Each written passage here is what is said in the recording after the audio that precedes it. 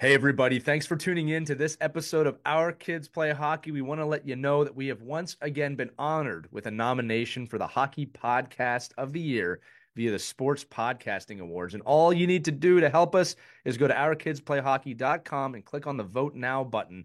It asks you a couple questions. You're in and you're out, and you have voted for us for Hockey Podcast of the Year. I want to thank you all for being a wonderful, wonderful audience and helping us get to this stature of hockey podcasting, because we've done it as a family, as the hockey friends and families around the world. Thanks so much and enjoy this episode of Our Kids Play Hockey.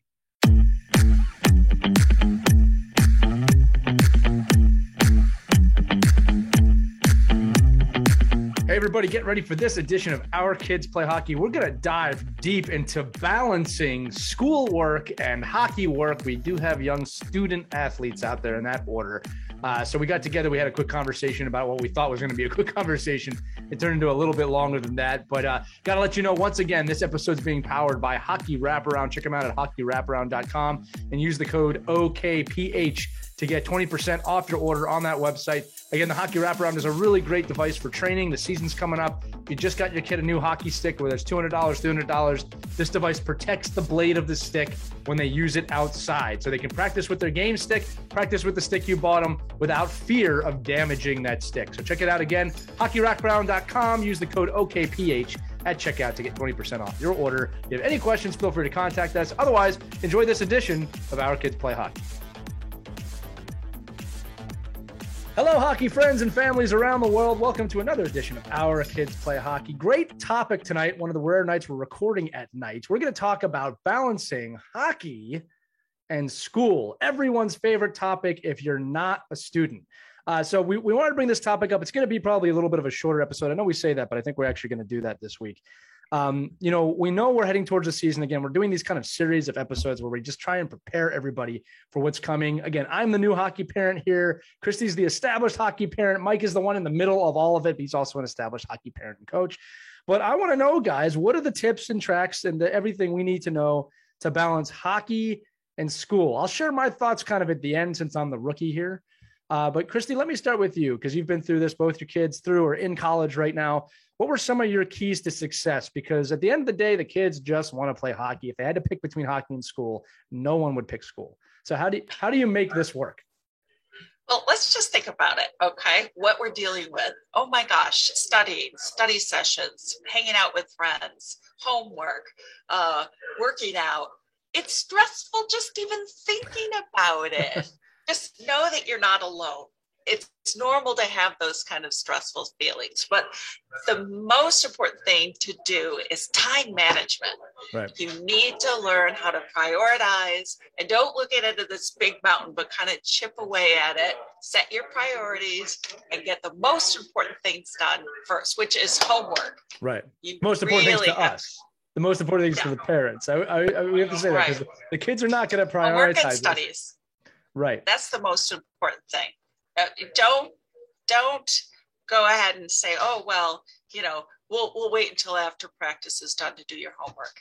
They've got to figure out a way to get it done before, because they're going to be tired and exhausted after practice. So don't expect that they're going to get everything done after a late night practice. Make sure they get it done during their study halls, budget their time, cut down on their PlayStation or whatever it is that they have. Just realize that you got to make sacrifices in order to make this work. So you have to let them know it's not going to come easy. It's going to be a lot of work. It's going to be a lot of balancing.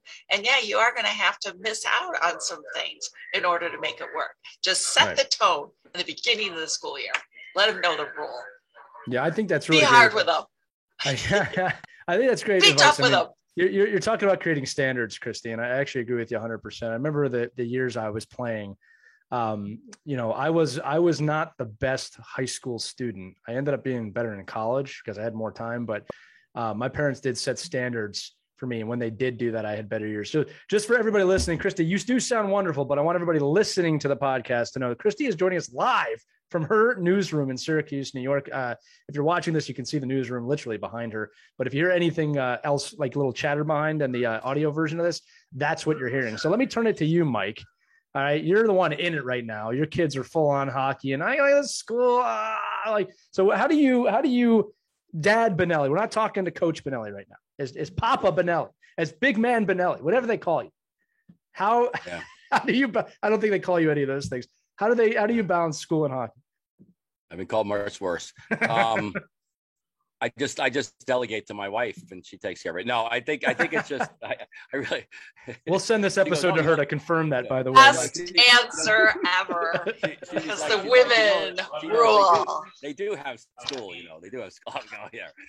So, I think to all of our episodes, I think it really comes back down to hockey is a very demanding sport. Trying to find a way to manage that time, set your standards, set that time limit, set time, put time away, just like our nutrition episodes, just like our training episodes. It's all part of the development of the athlete, right? And I think depending on what age you're with the younger kids, it's just establishing habits. With the older kids, 13, 14, 15, there's a lot of pieces that go into play of educating them about how important education is. And I think if we can convey that to our younger players, that you're building a good base and good habits. And I think making sure, that you have organizations and coaches that buy into that as well, because, let's face it, when you call in on a Friday and Christy Cassiano Burns sends the note in on Friday saying, oh, my daughter's not feeling well, she's not going to be in school on Friday. The nurse goes, oh, tournament this weekend? Going to another tournament. So I think it's on to you. They know. So maybe the one advice is, like, my son 2 years ago had a teacher that was a hockey parent, so that really helped. But I think it really does come down to knowing the age group, establishing good habits. I think building off of that is just understanding why education and sports is so important. Just like our episode with Coach Gosick, that it all leads to a bigger picture at the end of the day, and they can work together, but neither one can work alone. Right.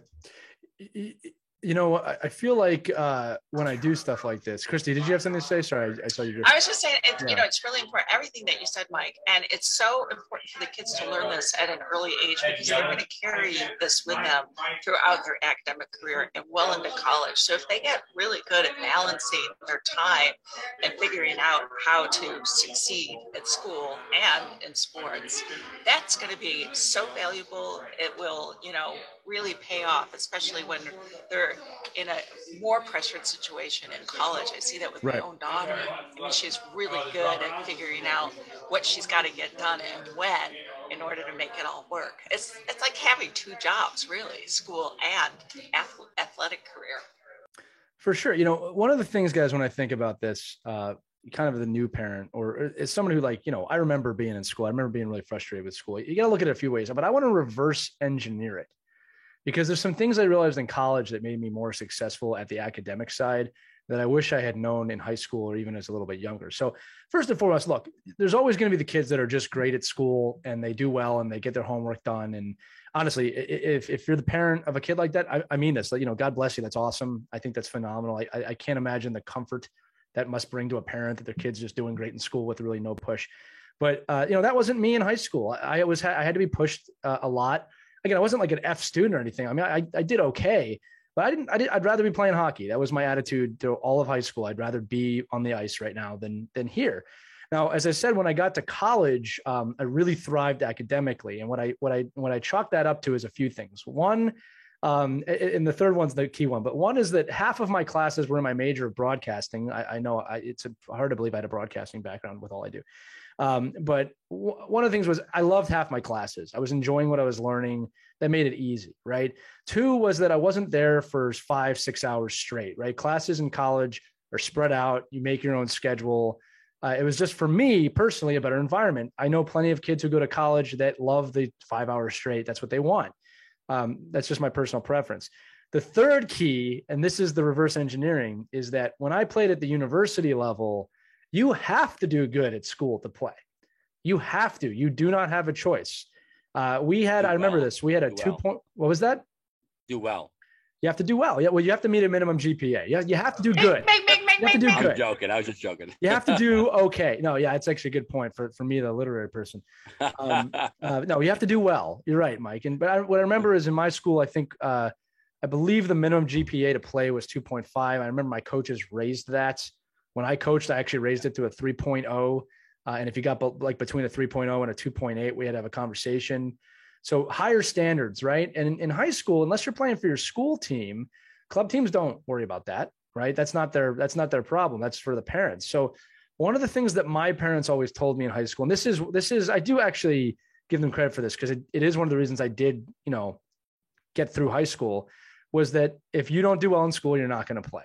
It's that simple. And they held firm on that. If anything was buckling, they would threaten to take hockey away from me. At the time, it seemed really unfair.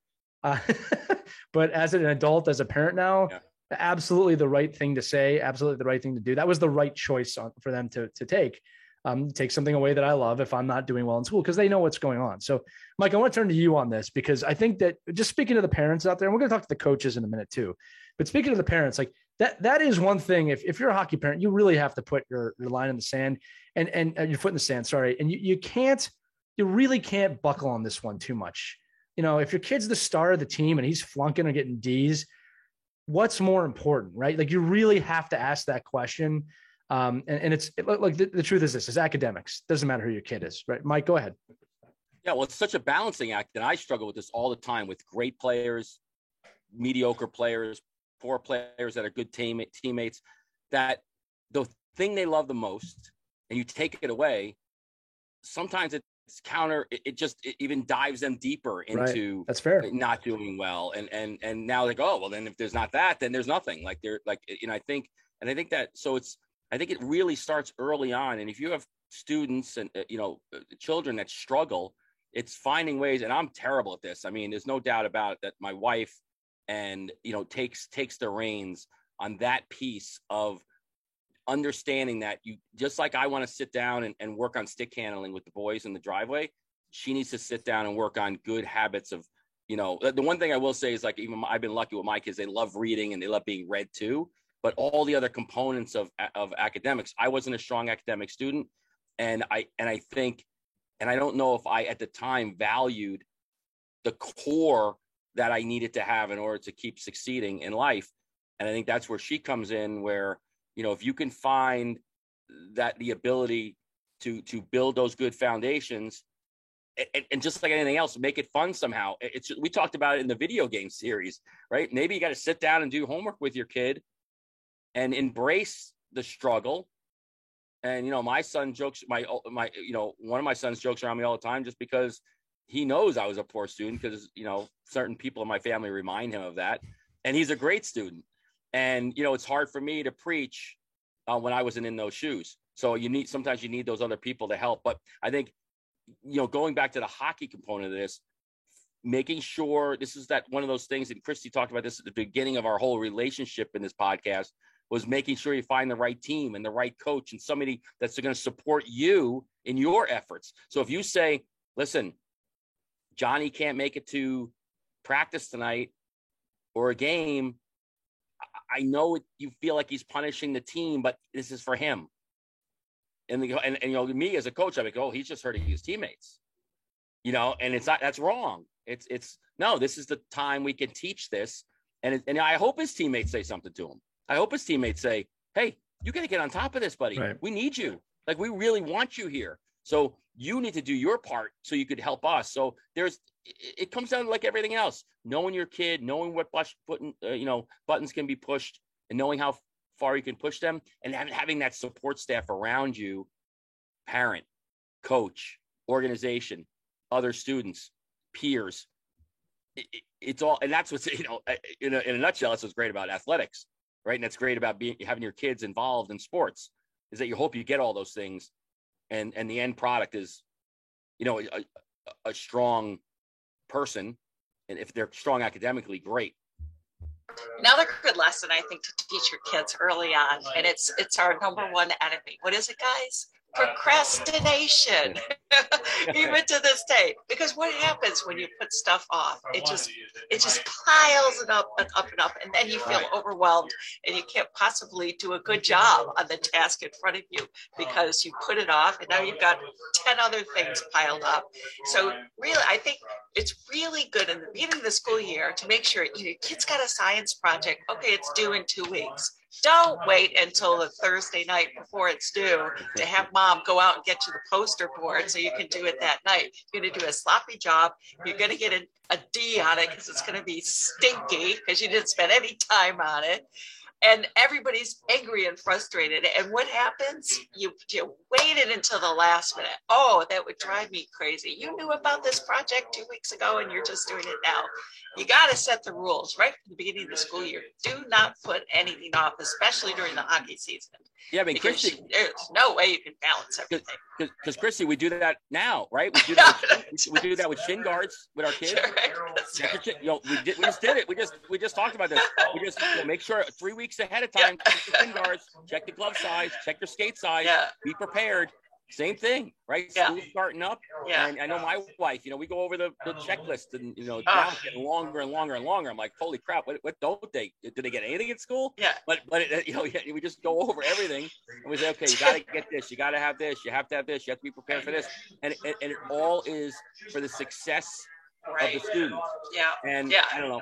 And I would always check on what their assignments were just to make sure that we were all on the same page, because that would drive me crazy when the night before they say, Mom, my science project is due tomorrow. Can we go to Staples and get the poster board? It's like, you knew about this for 2 weeks. So I stopped trusting them and I spy and I check on, check on everything so that I know.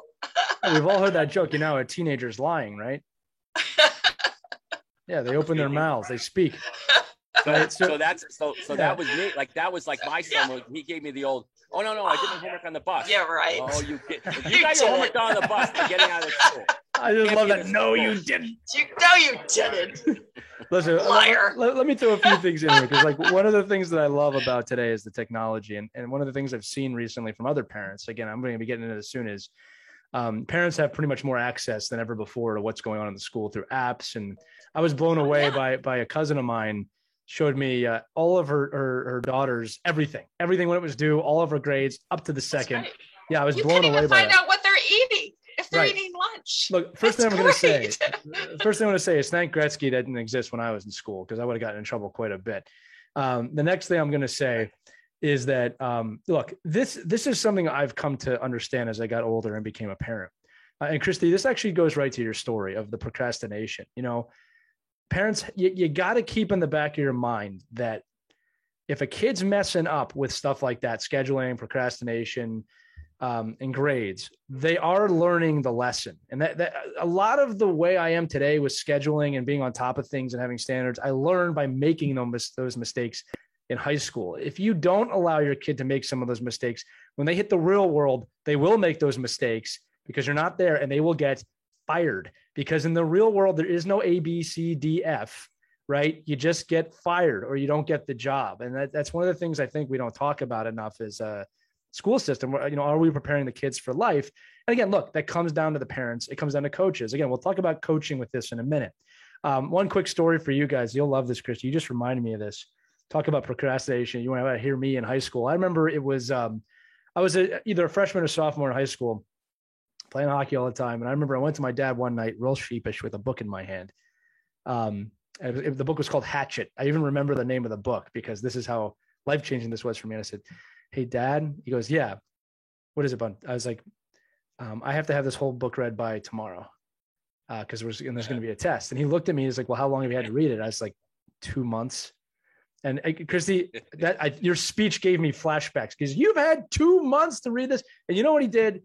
Right. There's a few things he could have done. Like my dad's always been really sensible and he always wanted me to do good. So I think the easy thing would have been just, okay, you're going to fail and you'll learn. But he didn't do that. I'll never forget this because this changed a lot of things about how I look at things. I remember he brought me in to his room and he said, "Sit there." And he read the whole book right there in front of me and made me like, this is what happens here. Like he did it with me right there, the whole thing. Right. And I remember looking back on that now, like, wow, not only was that brilliant because it was kind of a punishment because I was so shameful and I didn't fight it. I was like, yeah, whatever you need. Right. But looking back on that now as a father, like, wow, for him to stop everything he was doing, take a few hours to read this book to me. By the way, the book was really good. I should have read it. And then reading it to me, I aced the test the next day. And like the message was kind of, like never again. Like, don't ever do this again. I'll help you this one time. And I got the message, right? But I think about all the lessons I learned in high school about procrastinating. If you break the window glass on the garage, you're going to fix it. So these are all opportunities for you as a parent. And when it comes to school, I think the biggest message as a parent that I want to share, and parents, your kids are going to get this if they play college sports. They're going to get this, is that the athletic side, the sport, is the reward for doing well in school. Student athlete at the high school level and the collegiate level and anything in between that, student athlete. You can tell your kids, you can reference our episode with Ed Gosick. You are not going to get to play the sport you love if you do not put the education first. And my parents were adamant with me that if you do not do the schooling right, you will not play hockey. I don't care how much you love it. And they were absolutely right to do that. It was painful at times. And I know now as a parent, that must have hurt them to do it. It's never easy to berate your kids. I don't think so. So maybe sometimes it is, depending on what's going on. But my point is that was, in my opinion, I'm fortunate to have parents that did that. They made that very, very clear to me. And again, look, I wasn't an A student in high school at all, but it got me to the point I needed to be to succeed, got to college, the rest is history. But hockey or sport is a reward for doing well in school.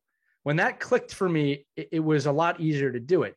The other thing, and then I'll throw it back to you two for final thoughts from the parent point of view, was, what I didn't realize in high school, and I'll preface this with this, guys. I'm not even sure I would have understood this fully if this had happened. Okay. But I know that it would have affected me later on. Right. I didn't learn until too late in life that I could apply the skills I was learning in hockey and bringing to hockey to other things. So the work ethic, how hard I was working at hockey, the way I played, the way I went into faceoffs, the way I went into the corners. I wish someone had used those as metaphors more of, okay, in high school, you're dealing with this pubescent situation, which is really hard, whatever it is, right? What would you do in a game if you were in a corner, right? How would you approach that? It didn't click for me until I was in my late 20s that like, hey, you can apply those skills to business, to writing, to everything, friendships, relationships. Even if I didn't apply them when I was 14 or 15, just hearing that probably would have been a good message to have, right? So again, sport is the reward for doing well in school. And if you love sport, you can apply the lessons, the hard work, the everything to school. You guys have thoughts on it? Absolutely. That's what it's all about. You nailed it. Thank you. I appreciate it, my friend. I really want to emphasize the importance of getting organized. Make lists, get a calendar, prioritize. Organization is really key to survival during the hockey season. Yeah, if you're not organized, you're all over it. Start early, because once you get that routine established, it's easy to follow it. By early, right? You mean now. You're listening to this podcast right now. Do it right now. Now. This is the time. Get yourselves a calendar. Get yourselves a list. Sit down with your kids. Explain to them the importance of school comes first, and then we'll fit everything else. Nutrition too. You've got to make sure that you're feeding your kids proper fuel during the week too, because they're going to be dragging because it's busy. It is busy trying to balance everything. If you don't have the right fuel for all of you, even yourself, making sure you're eating right too, moms and dads. Right. That's important too. Yeah. Get good coffee, right? Don't get the crappy coffee. Get the good coffee. Don't go to the rink. Don't treat yourself with the best coffee you can find. No, Christy, I think it's important. You are saying this, that, and Mike, they'll actually help us segue into coaching a little bit too. Cause like you have to start this early. You can't do this 3/4 of the way through the school year when the grades are dropping off. You set the standard immediately before the school year starts or as it's starting of this is how we're doing it this year, and then maintain it. Right. If your kid's grades slowly drop, it's not going to work. Right. That it might be too late at that point. It's hard to reverse. So if you start off with the right mindset and the right path, you're going to be able to stay on that a lot better than in the middle of the season say, what are we doing wrong? And try to backtrack and fix everything. Right. So set the course so you don't have to adjust your sails in the middle of the season. Mike, your thoughts? Yeah, I mean, listen, it's so it all ties together. I mean, we all the things that we do as coaches and parents for our kids to play athletics, the same lessons and life lessons and time management lessons and organizational lessons. That's really why I hope that's why kids are playing athletics. I mean, I hope it's not just, because, I want to get a college scholarship and have a pro contract. So all of these different things are going to take in your whole life, and you're going to either be good at them, you're going to be bad at them, or you're just going to be gifted, just like the athletes are, right? There's some gifted athletes, and they just seem to, they're not lucky. They're just gifted. They just do well at that particular thing. Some kids are like that in school. Some kids are to point. Maybe they learn just by being in class. She's like, you got to take notes. I'm like, no, I don't. I just got 100 on the last test. I don't need to take notes. Yeah, listen, I get it, but I don't know why. I don't know why I can tell you every single song that comes on the radio and who sang it and what year it came out. I don't know how I have that ability, but I do. Is it worth anything? No, but I have it. Yeah. Go ahead, Mike. MTV DJ. Maybe it could be an MTV DJ. Yeah, I'm 30 years too late on that train, bud. Yeah. So, but I also think it's like I said, going with the theme of, what are we teaching our kids? I think one of the big things, and I really try to be conscious of this, is because, especially with teenagers, is really supporting teachers. And, that teacher stinks. They don't know what they're doing. They're so stupid. I'm like, no. There's your teacher. He clearly knows what they're doing, even if maybe they don't. And we've opened up Doesn't matter. We've opened up a window to teachers, right? Because we're sometimes, depending on who you are, you're in the class with them right now, in wherever location you might be, on Zoom and, in the kitchen and in the living room. So I think that support is the same way. I don't want, just as like you don't want to be in the car ripping your coach apart, it only hurts you. So when you're allowing your son or daughter to rip that teacher apart and not support that teacher, it ultimately only hurts them. Well, the teacher doesn't care. The teacher just says, I'm teaching 30 kids, that you're the one with the problem. So I think you need to find, right. And then, obviously if there's egregious things happening, you step in.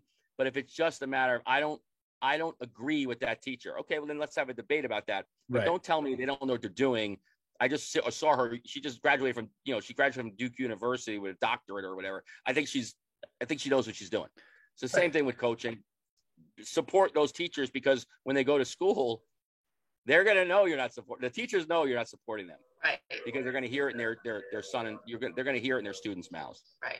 And make sure your kids know that you can go to the teacher for help. Explain to them your situation. Right. And so many times my kids have done that, and the teachers will say, okay, you can turn in your project Monday, right, but you've got to do this for extra credit. Or, let's make sure we could take the test early. They've been so good about working with the hockey kids. Right. And then they show up at the games, which is even better. Well, so, Christy, I'll take they become fans. This is a great point you're bringing up, both of you. I'll tell you a few things, and parents are going to love this stuff. Great messages to give your kids. They're complaining about the teachers. Let's talk about life lessons. You are inevitably, as a person, going to have a boss that sucks at some point in your life. All right. How are you going to deal with that? Right. And that's how I would approach it with my kid. Obviously, Mike, I agree with you about backing the teacher. All right. But have that discussion. Okay. Well, let's say you were in a position where, you were in a job and you didn't like what your boss is doing. Well, you're going to get fired if you do this. So how would you handle it? You can teach that to a kid. Parents, it's too soon for that. Never too soon. That's number one. Number two, here's a tip for all parents and kids. And I have done this to miraculous results my entire academic career. Tell your child, no matter what the grade is, on the first day of school, to go up to the teacher, shake their hand, and tell them your name. Hello, Miss Kowalski. My name is Lee Elias. I'm excited to be in your class. 2 reasons why you want to do that. 1, right thing to do, teaches you how to be a grown-up, very professional. Number 2, this is the one that people want to hear. There is an incredible statistic, and I'm sorry I can't quote it right now, that when you do that, you are almost guaranteed to pass the class just by doing that, because the teacher knows your name. All right. By the way, it's not as simple as they know your name, they pass you. What ends up happening is that teacher tends to endear themselves to that student and stays on top of them throughout the school year. Okay. Well, and if you're teaching that to your kid, you're probably have a kid that's going to excel, right? If you have if your kid's smart enough to take that advice, and Well, say, Mike, I did it, and I wouldn't say I excelled, but I did pass all of my classes. well, what I mean is they're gonna do better than they would have. Right. And exactly. I think that, but is that the same as right now? I can name every single kid that says thank you to me Right. after a clinic. And there you go. Every kid. There's your proof right there. I know who they are. I know how much I want to support them. I want Right. to go out of my way for them to be successful. The same thing with a teacher. You don't have to be and it's really hard, right, with young kids, because Right. you end up being, oh, you're a teacher's pet, or you're trying to, I don't even know that, I don't want to say the wrong terms, but you're buttering up to the teacher, and it's not right. But it's not buttering up. It's being a human being that wants to engage with another human being, right, and say, I'm here, I'm in your class, I'm engaged, and I want to learn. Right. That's what it says to me. It's so important. It's so important to do it. And again, I this is one of those things as a parent, I'll say, I don't really care if the kid thinks it's weird at first. I'm just talking the first day. Just do it the first day. You don't have to do it every day. Just do it the first day. Mike, you're bringing up another great point too. And Christy, I'd love to get your thoughts on this too. Just a little bit for the kids here. I think it's important to remember this. And I coach a lot of parents on this myself is, look, when your kid gets to that pubescent age, we'll just say 12 to 18. All right. They're going to have 12 to 18-year-old problems. And this is what I always say to parents. The problems typically are very silly, but they have a right to their 12 to 15 to 17 to 18-year-old problems. They have every right to have those problems. I had those problems, right? We all had those problems. And it can be very hard as a parent to be empathetic towards those problems. So again, yes, most of them are ridiculous. Not all of them, but most of them are ridiculous. But affirm with them. I used to tell kids, you have a right to your 17-year-old problems. I had those problems, right? And you'll see later on in life, they're silly, but you have to be able to have that conversation with your kids. And you got to know that no kid I've ever met in my life, ever, whether I'm coaching them or with them or was one, ever responded well to the, just you wait till you're my age and you got to work 9 to 5. No kid has ever responded to that in a positive way. Ever. You know why? Because they don't use that care. this morning. That's not going to work, Mike. Don't use it again. Go ahead. Christy, I'd love your thoughts on this. I would always tell my children whenever they went through the teen angst, this too shall pass. That's all I would say. And then they would figure it out. And it would. Christy, what if I'm still having that teen angst now? No, I'm just kidding. This too shall pass. Absolutely. I think that's hard for, I know you use the word, we're not empathetic to that. And I definitely fall into that category. I'm like, come on. I mean, how bad can it be?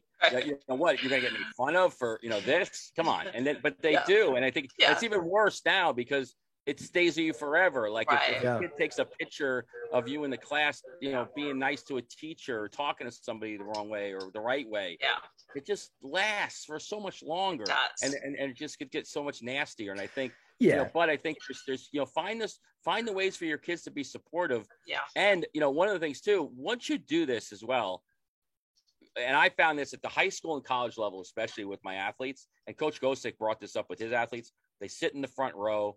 They're engaged in the class. They're active in the class. Their priority. The teachers know their class is a priority to the coaching staff. And at the same time, the teachers know how hard it is to be a student athlete.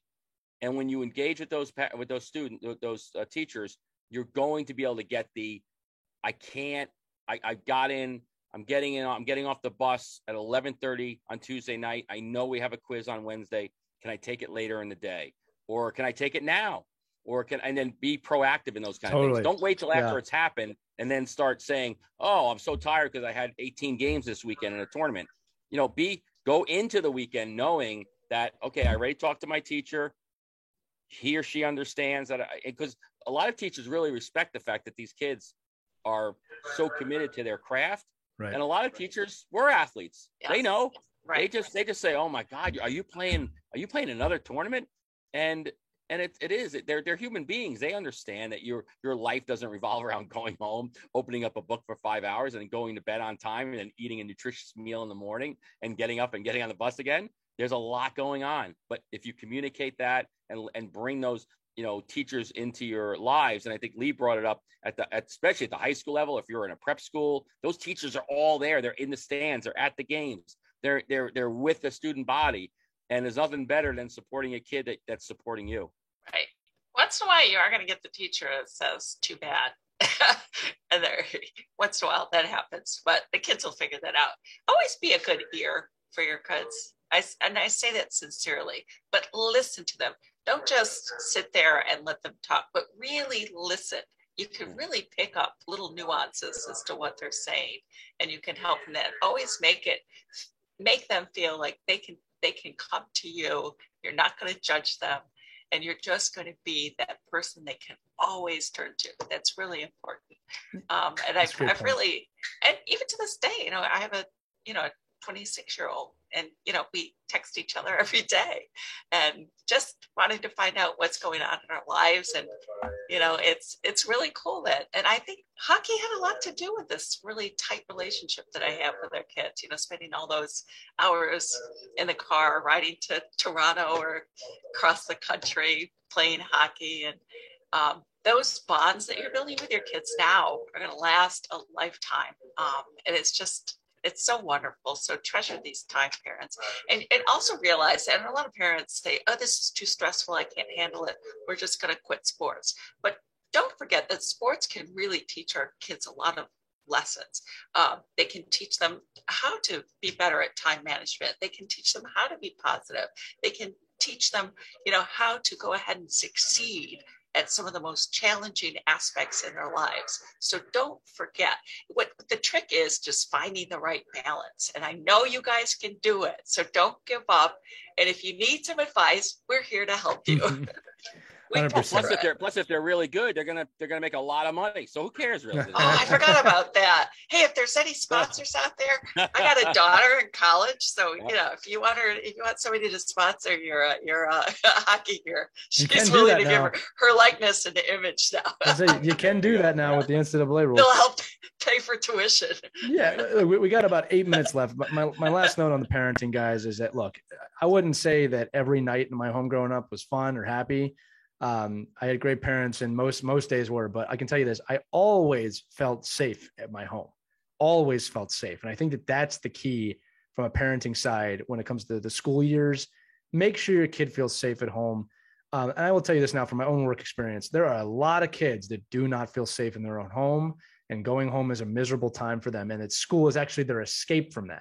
So just know that if you're a parent out there, you're making your home safe for your kids. They know they're loved. You're doing a great job, no matter what you think. Now, just spending a few minutes on coaching, Mike, because this is a little bit of a shorter topic, but obviously, again, excluding collegiate athletes here and excluding high school teams and school teams that all have a GPA requirement. When we get into club hockey, all right, while grades are not part of the resume in terms of needed to play or coach, I firmly believe, and I'd love your thoughts on this, that if you're going to coach kids in club correctly, this has to be part of the conversation. All right. And I'm not saying you have to make a GPA. I know parents will be down your neck if you do that. But I do think if you're going to be an effective youth coach, you need to be preaching do well in school, maybe even making team times for your club team to do homework together before practice. Sometimes I had a team that did that one year. I found that to be beneficial. I was with my friends. I was away from school. I just think that at minimum as a coach, you have to say, look, doing well in school is part of the entire equation. And I want you all to do good in school. Again, Mike, you are really the expert on this, so I want to lean on you. Yeah, so it's such a tough conversation because the way the culture is, and this is my own personal opinion. The way the culture is right now is that you have so many, except for a couple of communities, you have so many kids from so many different communities that are doing so many different things. The parent is the one that drives that, and I think the coach can support it. Yeah, but I think to when coaches start mandating academics, because then it's really like, I was always a gray area guy because I don't know what your student athlete can do. I don't know if they struggle or not. I don't want a kid that is so good academically at the youth level, 10, 9, 11 years old. I'm not talking about high school kids or kids that could be together. And when I coached prep school in high school, there was study halls. There were times where you had peer help. The kids on the team knew, well, I'm going to help this kid. I'm going to help them because they're struggling, or they're great in this subject. I'm good in this subject. We're going to collaborate on that. Like there's a time and a place for that. But at the youth level, honestly, I think for a coach to lay another layer of that for a youth coach to say, now they can help educate and they can say, why it's important. And that's a conversation I would have with the parents. Right. Say, Right. I'm supporting you 100%. Like if you don't ever think that you disciplining your child because of academics is going to affect my view of how much they play. Like I'm here to support you. So, because some parents will be like, we can't suspend our own kid because then the coach is going to take it out on the kid. Right. Because then they're like, you're hurting the coach's record. So just be aware of that conversation, because I do think there's an obligation for coaches to say, I'm here to support you as a parent, and I want to do whatever I can to support you. If one of those things is, because players do this all the time, right? It's just like mom and dad. I ask dad and he says no. And then I ask mom and she says yes. And then she finds out later that dad said no. And then, now there's all kinds of problems. Same thing with the coach, right? The coach will be like, I don't care if you play or not. I mean, I don't care what your grades are. How does that affect me? I don't even know what school you go to. You know what I mean?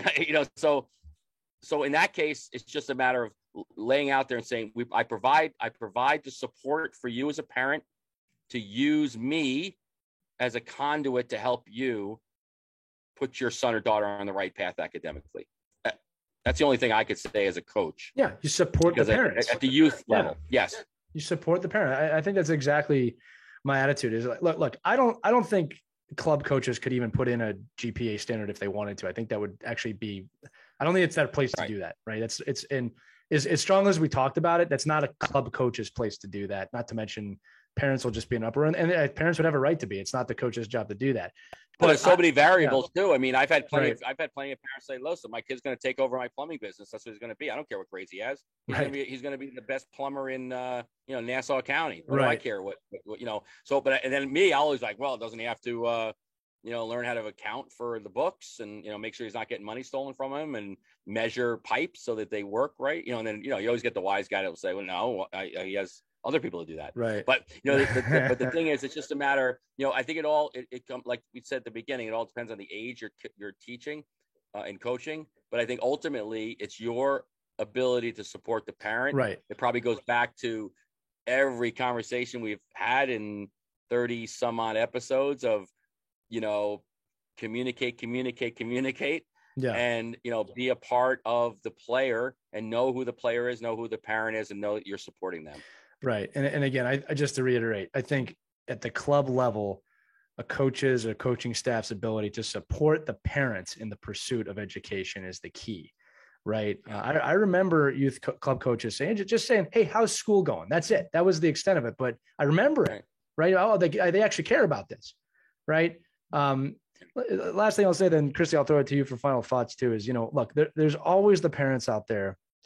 And God bless these people, but they say, well, my kid's going to go all the way when their kid's 6, 7, 8. And look, honestly, I hope they do. I'm not rooting against anybody, but this is what you have to know. 2 things on that. 1, 95% of pro players, especially at the NHL level, even the ones I've met, they are incredibly intelligent people, incredibly intelligent. Thinking of one right now, his academics are off the chart. All right. The second one is this. The pro players that maybe aren't as intelligent but are unbelievably gifted were plucked from school when they were 11 or 12 years old. All right. Now I'm not trying to discourage anybody. There are late bloomers. There's a lot of factors that go into this. The point that I'm trying to make is that in either of those 2 categories, you need to get a good education, because if you're going to be a top player, you need to be intelligent. Right. And if your kid hasn't been plucked out at 12 years old, in which case you should still be doing well at school, because the U.S. development program all has school requirements. They have to do well in school. There are not many roads that lead to professional hockey or high level hockey where academics are not involved. There are exceptions, but there's not many of them. Christy. Yeah. And I see it with my own kids. They got so much value out of learning early the importance of prioritizing school and balancing school and sports. And we have so many great memories as a family because, I'm glad it all worked out. It worked great. And a lot of it came from early advice early on in our hockey journey of what to do and how to prioritize and how to really get the right mindset on what's important for your kids and making sure the kids understood that too. I never pushed them because they were self-motivated. I never had to tell them, go practice, go do your homework. I guided them and we kind of made it clear. We set the rules early on. Hey, you're flunking out of school, you lose hockey. It's gone off the table. And that always got them energized and motivated to want to make sure that they succeeded at school, which they knew was their priority. And it's a great journey. And don't stress so much about everything. So, and just enjoy the moments. These are really special times with your kids.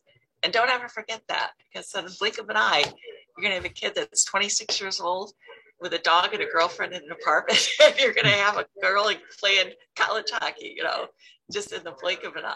So yeah, enjoy the journey. I can't wait till 20 years from now when we're still doing this show and my kids are out of college at that point. But no, go ahead. Mike, your final thoughts. Yeah, I mean, just to echo Chrissy, it's just one of those things where if you can establish good base of good habits and a good attitude towards school, be supportive of school, even if you weren't good at school or don't like school or think that, there's like a Common Core or whatever, whatever it is, whatever your disgruntlement is, just make sure you remember that when you send your kids on the bus, that, your objective is for them to have a great day and to want to learn and be a learner. And if you set them up ahead of time not to be a learner, it's going to be hard for them to learn. And it's the same thing in hockey. If you go to the rink and the first thing you say when you kick them out of the car is, good luck with that, coach, again today. I'm sure you're going to have a crappy practice. What do you think that kid's going to have? Whenever he's going to do the same drill again, for the 15th time. If that's how you're going to set it up, that's what you're going to get. And I think, be involved. To Chrissy's point, talk to your kids, encourage your kids, find way, if they like certain academic pieces. I know we're going through it now with my son, who's now getting to pick actually, when in high school courses you'd like to take and the direction you want to go. I know I want to influence that a little bit, right? But you just like everything else, it's just you gotta say, well, here's the pros and the cons of doing it. Don't remember, this is the time this is going to take, and this is the time this is going to take. The bottom line is we're going to follow through with it, no matter what it is. So when you pick it, make sure that we know there's an end game, and and have fun with it, and just embrace that learning process. And I think that goes for anything in life. It's a great point, Mike. I'll say this as well, Mike, one more metaphor for you. There's a great saying that if you're going skiing through the forest, you don't say, watch out for the trees, because then you're going to hit a tree, right? You say, follow the path. You can use that metaphor with school too. You don't go, don't screw up at practice today. Don't screw up at school today, because they're going to screw up. Do well. Last message for me before we jump off. Just remember this, parents, last tip. There's always this statement to your kids that I think worked for me a lot. Is you need a backup plan if hockey doesn't work out. All right.